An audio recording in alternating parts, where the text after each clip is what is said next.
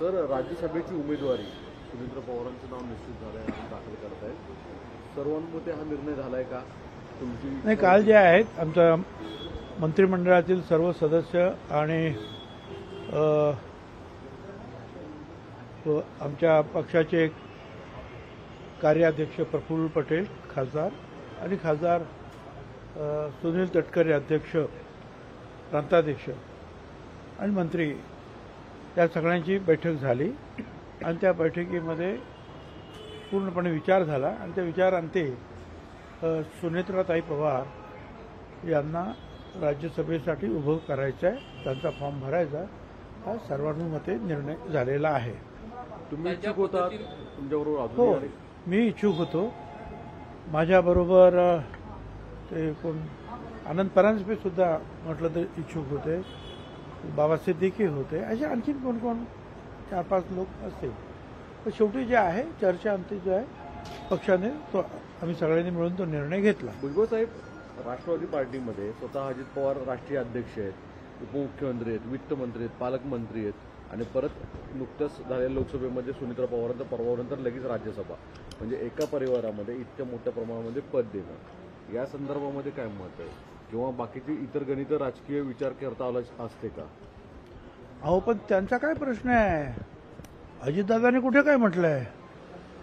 हे आमचे मंत्रिमंडळातले कोर ग्रुपचे जे लीडर्स आम्ही बसलो होतो त्यांनी ठरवलेलं आहे. त्याच्यामध्ये अजितदादांना बोलण्यात काय अर्थ आहे? त्यांचा निर्णय थोडाच आहे, हा निर्णय आमच्या सगळ्यांचा निर्णय आहे. परंतु पक्षाच्या कार्यप्रणालीच्या निर्णयावरती तुम्ही नाराज आहात का? जो पक्ष माझ्या तोंडावरून दिसतंय काय तुम्हाला नाराज? काय सांगू, ज्या पद्धतीनं नाराज विराज काही नाहीये. काय ठीक आहे, पक्षामध्ये जे आहे सगळ्यांना बरोबर घेऊन चर्चा करून निर्णय घ्यायचे असतात. आणि हे जे आहे मी आज नाही 57 वर्षापासून शिकतोय. शिवसेनेत असताना सुद्धा, पवार साहेबांबरोबर असताना, काँग्रेसमध्ये असताना सगळ्यांना बसून हे निर्णय घ्यायचे असतात, त्याप्रमाणे ते घेतलेले आहेत. आणि त्यामुळे प्रत्येक गोष्ट तुम्ही म्हणाल तुमच्या मनाप्रमाणेच होते असं नाही. खरं तर उमेदवार ज्यावेळेस आपण जाहीर करतो त्यावेळेस त्या उमेदवाराला वेळ मिळणं अपेक्षित असतं. या प्रकरणात जर पाहिलं तर जाणीवपूर्वक अद्याप उमेदवारच जाहीर केलेला नाही. याचा अर्थ कुठे उमेदवार ठरला होता? वेळ काय मिळायची त्याच्यामध्ये? काय प्रचार करायला जायचं काय कुठे? सगळे आमदारच मतदान करणार आहेत सगळे. आणि तुम्हाला कल्पना आहे महायुतीचे आमदार जे आहेत हे फारच मोठ्या प्रमाणामध्ये आहे, सहजच निवडून येतील. मला वाटत नाही की विरोधी पक्षातर्फे कोणी फॉर्म भरेल असं वाटत नाही, आत्ता तरी वाटत नाही मला. एकंदरीत पक्षामध्ये कुठेतरी नाराजी वाटते का? एक गट असं देखील म्हणतोय की सुनेत्रा पवारांना अशा ज्या पद्धतीने उमेदवारी देण्यात आलेली आहे, जवळपास 13 जण तुमच्याकडे इच्छुक होते, असं असताना त्या सर्वांना बाजूला केलं आणि सुनेत्रा पवारांना मध्येच एंट्री दिली. मागं प्रफुल्ल पटेलांच्या वेळेस देखील अशाच पद्धतीची परिस्थिती होती. हेच सगळे उमेदवार त्यावेळेस इच्छुक होते, त्यावेळेस देखील अशाच पद्धतीची नाराजी बाकीच्या उमेदवारांची पाहायला मिळाली. आता तुम्ही सांगितलं की नाही 13 लोक जे आहेत इच्छुक होते. आता 13 लोकांना उभं करणं शक्य आहे का? कुणाला तर एकालाच आपण करणार ना. तर सगळ्यांनी तो निर्णय घेतला की त्यांना उभं करा, संपलं. असं एक सुरू होतं की जे पराभूत उमेदवार आहेत त्यांना बॅकडोर एंट्री कशासाठी दिली जाते, असंही काय म्हटलं जातं? पक्षाचा निर्णय जो आहे तो सगळ्यांना मान्य करावा लागतो आणि आम्ही तो निर्णय घेतलेला आहे. पण या पक्षामध्ये इच्छुक होतात, अजूनही एक खासदारकी बाकी आहे. पियुष गोयलवाली एक खासदारकी अजूनही बाकी आहे. तुम्ही देखील इच्छुक होतात, तुम्ही परत दावा करणार आहात का? कारण नितीन पाटील यांना ही खासदारकी देऊ असं अजित पवारांना घोषित केलं. पक्षाचा निर्णय घेईल तो मान्य करावा लागतो ना. ज्यावेळेला तुम्ही एखाद्या पक्षामध्ये काम करा, मी काय अपक्ष नाही आहे, मी माझ्या मनाप्रमाणे निर्णय घेईल आणि तो अंमलात आणेल. पक्ष जो निर्णय घेईल तर पक्षाचा कार्यकर्ता, पक्षाचा एक मंत्री म्हणा, नेता म्हणा, काही म्हणा, पक्ष जो ठरवेल त्याप्रमाणे आपल्याला वागावं लागतं, त्याप्रमाणे काम करावं लागतं. काही कंपल्शन्स असतात पक्षाची सुद्धा कोणाला तरी उभं करण्याच्या बाबतीमध्ये. तुमच्या पक्षामध्ये प्रफुल्ल पटेल, सुनील तटकरे आणि अजित पवार हे प्रायव्हेट प्रॉपर्टीगत पक्ष चालवतात असं वाटत नाही का? ज्या पद्धतीने सर्व निर्णय क्षमतेत तुम्हाला डावललं जात आहे, तुम्ही ज्येष्ठ असून देखील. काल बोलवलं होतं ना संध्याकाळी, मला काल होतो ना संध्याकाळच्या मीटिंगमध्ये मी, मग कुठे डावलं मला? मग मनोज तरंगे मागच्या 5 दिवसांपासून आंदोलन करतायत. आज एक शिष्टमंडळ त्यांना भेटायला जाणार आहे काही वेळात. कोण? मनोज जरांगे 5 दिवसांपासून उपोषण करतायत. ज्या पद्धतीने त्यांच्या मागण्या होत्या त्या पुन्हा त्यांना सरकारसमोर ठेवलेल्या आहेत. सरकारकडून दखल घेतली जात नाही असं म्हणतात. तर माझं म्हणणं असं आहे की जरांगेने सुद्धा जे आहे काय हे उपोषण वगैरे करून जे आहे आत्मक्लेश थांबवायला पाहिजे आणि सरकार जर त्याच्यावर विचार करत आहे की जेणेकरून ओबीसींना सुद्धा धक्का लागणार नाही आणि त्यांच्या ज्या काही मागण्या आहेत त्या मागण्यावर सकारात्मक कशा रीतीने विचार करतील सरकार विचार करत आहे.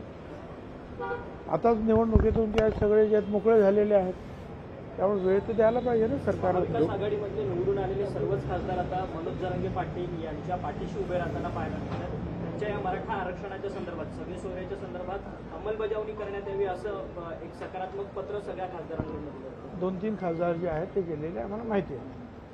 पण ठीक आहे ना, पण ज्या वेळेला सरकार असतं सरकारला त्या कुठल्याही पक्षाला सगळं दलित आदिवासी अल्पसंख्याक मराठा ओबीसी भटक्या विमुक्त सगळ्यांना बरोबर घेऊन जावं लागतं.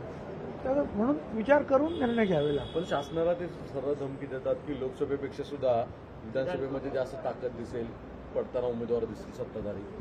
ठीक आहे, आता त्यांची ते पद्धत आहे त्याप्रमाणे बोलतात.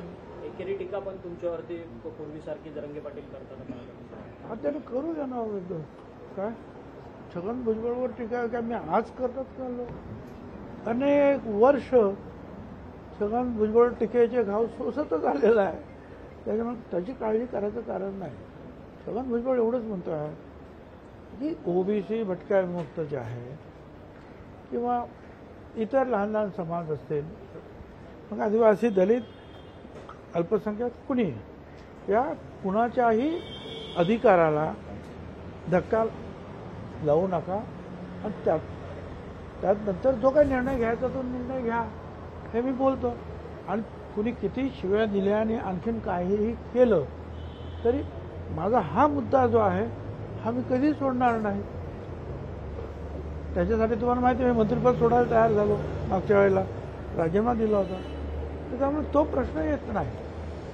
काय तुम्ही दुसऱ्याच्या अधिकारावर अतिक्रमण करायचं नाही. एकमेकाच्या सगळे घटक जे आहेत समाजातले त्यांना न्याय देण्याचा जो आहे प्रयत्न सरकारने केला पाहिजे. सर पवार साहेबांनी आज बारामतीमध्ये एक उल्लेख केला इंदापूरमध्ये की पुढच्या 4 महिन्यामध्ये मला हे राज्य सरकार घालवायचं आहे.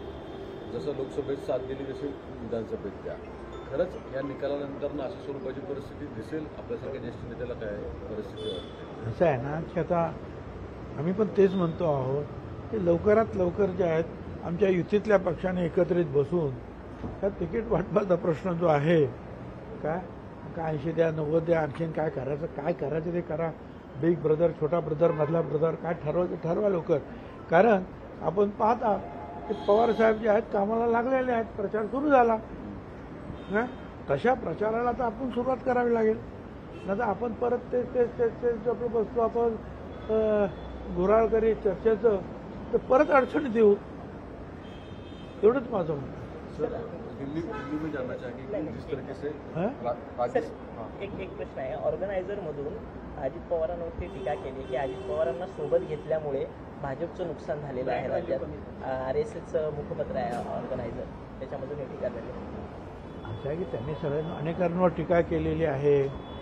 काय काही लोकांनी तर ते काँग्रेसचे लोक तुम्ही का घेतलेत याच्यावर सुद्धा टीका केलेली आहे. घेतलेत ना काँग्रेसचे अशोकराव चव्हाण घेतले. इथे देवरांचा मुलगा जो आहे तो मिलिंद देवरा त्यांना घेतलं.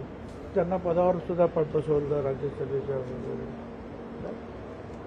आणि आम्हाला सुद्धा असं एकूण जे आहे ते म्हणतायत ते बरोबर आहे. पण मला त्यांना असं म्हणायचं आहे की हे महाराष्ट्राचं तुम्ही सांगता भारतातल्या इतर ठिकाणी काय झालं? फक्त महाराष्ट्रातच थोडा सेटबॅक बसला का? इतर ठिकाणी सुद्धा थोडासा बराचसा सेटबॅक बसलेला आहे.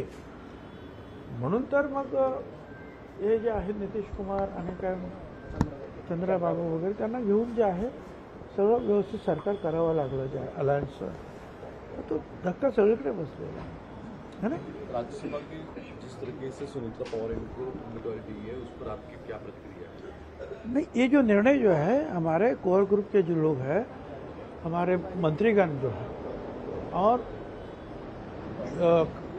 एमपी ये प्रफुल्ल पटेल साहब और एमपी और अध्यक्ष हमारे राज्य के तटकरे, सब हम लोगों ने बैठकर जो है चर्चा की।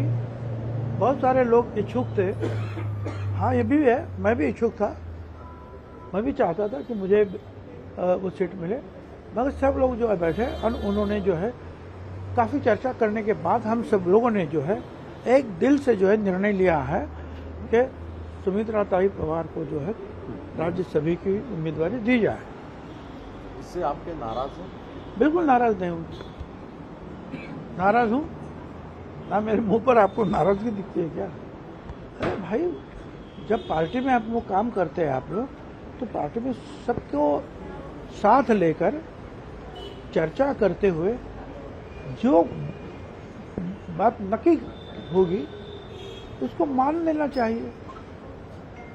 हर आदमी जो है पार्टी का अगर अड़ा बैठेगा कि मुझे ही चाहिए तो पार्टी चलाना मुश्किल है फिर।